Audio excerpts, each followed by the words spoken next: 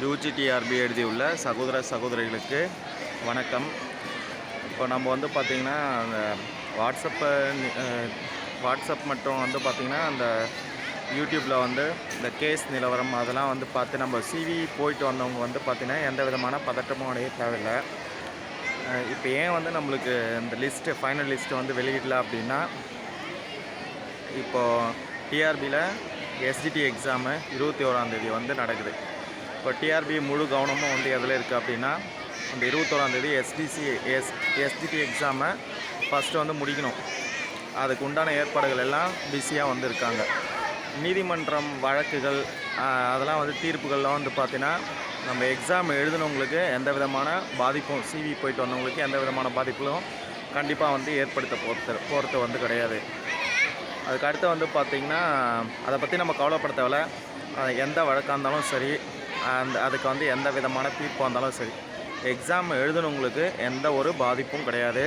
CV போயிட்டு வந்தவங்களுக்கு எந்த விதமான ஒரு பாதிப்பும் வந்து கிடையாது. அதுக்கு அடுத்தது இந்த எஸ்டிடி எக்ஸாம் 21ஆந்தேதி நடக்கிறதுல அதில் கான்சன்ட்ரேட் பண்ணுறதுனால லிஸ்ட்டு இப்போ நம்மளுக்கு வந்து ஃபைனல் லிஸ்ட்டு, செலெக்ஷன் லிஸ்ட்டு வந்து டிஆர்பி வந்து போடல. அது ஒரு காரணம். ரெண்டாவது காரணம் வந்து பார்த்திங்கன்னா, பிடி கவுன்சிலிங் வந்து பார்த்திங்கன்னா 20ஆந்தேதி தான் வந்து முடியுது. இவங்க வந்து செலெக்ஷன் லிஸ்ட்டை வந்து போட்டு அதுக்கு அடுத்த ப்ரொசீஜர் ஸ்டார்ட் பண்ணோம் அப்படின்னாலும் அதுக்கு அந்த டைம் வந்து உடனே வந்து எந்த விதமான நடவடிக்கையும் எடுக்க வந்து முடியாது. ஏன்னா கவுன்சிலிங் வந்து முடியணும். அதுக்கப்புறம் வேக்கன்சி லிஸ்ட்டு அதுலேருந்து எடுத்து நம்மளுக்கு வந்து கவுன்சிலிங்கை வந்து போஸ்டிங் அப்பாயின்மெண்ட் வந்து பார்த்திங்கன்னா கவுன்சிலிங்கு அதே வந்து எம்இஸ் வச்சு தான் வந்து பண்ண போகிறாங்க. அந்த எம்இஸ் இணையதளம் வந்து பார்த்திங்கன்னா 26 வரலாம். பிடி கவுன்சிலிங் 20ஆந்தேதி முடிஞ்சது. ஹெச்எம் கவுன்சிலிங்ஸ் வந்து பார்த்திங்கன்னா 26ஆந்தேதி வந்து முடியுது. அதுக்கடுத்து சிறப்பு ஆசிரியர்களுடைய கவுன்சிலிங் 31ஆந்தேதி வரலாம் இருக்குது. அப்போ அந்த வெப்சைட் வந்து எம்இஸ் வெப்சைட்டில் வந்து பார்த்திங்கன்னா எல்லாம் அவங்க வந்து யூஸ் பண்ண போகிறாங்க. அதுக்கு அடுத்தது பிடி கவுன்சிலிங்கே வந்து பார்த்திங்கன்னா 38 மாவட்டத்தில் ஒவ்வொரு மாவட்டத்துலேயும் ஒரு சப்ஜெக்ட்டுக்கு ஒரு நாளைக்கு 200 ரேங்க் வரலும் கூப்பிட்றாங்க. அப்போது பிடியில் மொத்தம் 5 சப்ஜெக்ட் இருக்குது.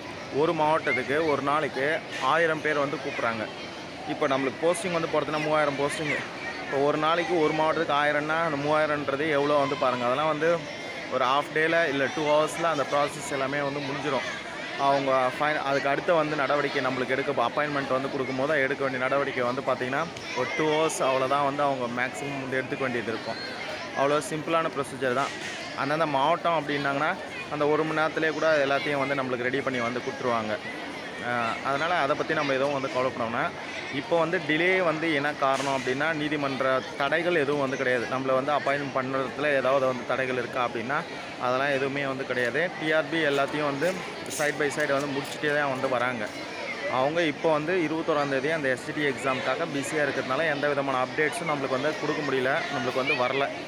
21ஆந்தேதிக்கு மேலே இந்த 20 பிடி கவுன்சிலிங் முடிஞ்சது, 21 எஸ்டிடி வந்து முடிஞ்சதுனால அதுக்கு அடுத்தது கண்டிப்பாக வந்து நம்மளுக்கு அப்டேட்ஸ் வந்து கண்டிப்பாக டிஆர்பிலேருந்து கண்டிப்பாக வந்து வரும். இந்த மந்த்துக்குள்ளே வந்து டிஆர்பி ஃபைனல் செலெக்ஷன் லிஸ்ட்டு 99% வந்து நம்மளுக்கு ரிலீஸ் பண்ணிவிடுவாங்க. அமைச்சர் வந்து சொன்ன மாதிரி அந்த 26லேருந்து 31ஆந்தேதிக்குள்ளே வந்து நம்மளுக்கு வந்து அப்பாயின்மெண்ட் ஆர்டர் கொடுக்கறதுக்கும் வாய்ப்புகள் வந்து இருக்குது. அப்படி இல்லைனா நம்மளுக்கு வந்து சிவி ஃபைனல் லிஸ்ட் வந்து இந்த மந்தில் வந்து கண்டிப்பாக ரிலீஸ் பண்ணிவிட்டு நெக்ஸ்ட் மந்தில் அப்பாயின்மெண்ட் கண்டிப்பாக வந்து போகிறதுக்கான வாய்ப்புகள் வந்து கண்டிப்பாக வந்து இருக்குது. நிறையா வந்து சான்ஸ் வந்து இருக்குது. அதுக்கு மேலே டிலே ஆகிறதுக்கு வாய்ப்புகள் வந்து இல்லை. இப்போயே வந்து பிடி கவுன்சிலிங் எனக்கு தெரிஞ்ச அளவுக்கு பக்கத்தில் இருக்கிற ஸ்கூல்லாம் வந்து பார்த்திங்கன்னா கவுன்சிலிங்கில் வந்து அவங்க ட்ரான்ஸ்ஃபர் ஆகிட்டு வேறு ஸ்கூலுக்கும் வந்து போயிட்டு ஜாயின் பண்ணிட்டாங்க. டீச்சர்ஸ் வந்து ஜாயின் பண்ணிட்டாங்க. இப்போ கவுன்சிலிங் ஸ்டார்ட் ஆகிடுச்சு. அந்த கவுன்சிலிங்லேயும் ஜாயின் ஆகிட்டு அந்த வேக்கன்சி ஸ்கூல் வேக்கன்சிலாம் வந்து ஃபில்அப் ஆகிருக்கு. அதனால் நம்ம அதை பற்றி கவலைப்பட வேண்டியதுனா, எவ்வளோ கஷ்டப்பட்டு தான் நம்ம வந்து இந்த எக்ஸாம் எதிர்க்கோம். ஒரு சிலர் நம்ம வந்து என்ன பண்ணியிருக்கோம், வேலையை விட்டு எக்ஸாமுக்கு வந்து படித்தோம். வேலையை விட்டு அப்போ வந்து இப்போ வரலாம் வந்து இந்த எக்ஸாம் நம்பி வேலைக்கே வந்து போக முடியாமல் வந்து இருக்கும். ரெண்டாவது வேலைக்கு வந்து போயிட்டே வந்து படித்தவங்க வந்து பார்த்திங்கன்னா மே மாதம் சிவி போயிட்டு வந்ததுலேருந்து இப்போ வந்து அந்த ஸ்கூல்ஸில் வந்து பார்த்திங்கன்னா ஒரு சில ஸ்கூலில் அனுப்பிச்சிட்டாங்க. ஒரு சில ஸ்கூலில் வந்து டீச்சர்ஸ் ஒர்க் பண்ணியிருக்காங்க.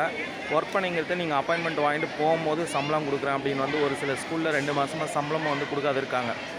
ஏதாவது செலவுக்கு மட்டும் வந்து பார்த்திங்கன்னா 1000 2000 அப்படின்னு கேட்டு வாங்கி ஒர்க் பண்ணிட்டு இருக்காங்க. அதனால் இவ்வளோ வந்து கஷ்டப்பட்டு நம்ம வந்து படித்து ஒரு நிலைமைக்கு வந்து போயிட்டு ஒரு லெவல் வரல நம்ம வந்து முடிச்சிருக்கோம். அதனால் நம்ம வந்து எதுவும் வந்து கவலைப்பட தேவையில்லை. நம்மளுக்கு கண்டிப்பாக 21ஆந்தேதிக்கு மேலே கண்டிப்பாக வந்து டிஆர்பி நம்மளுக்கு ஒரு அப்டேட்ஸ் வந்து கொடுக்கும். நன்றி.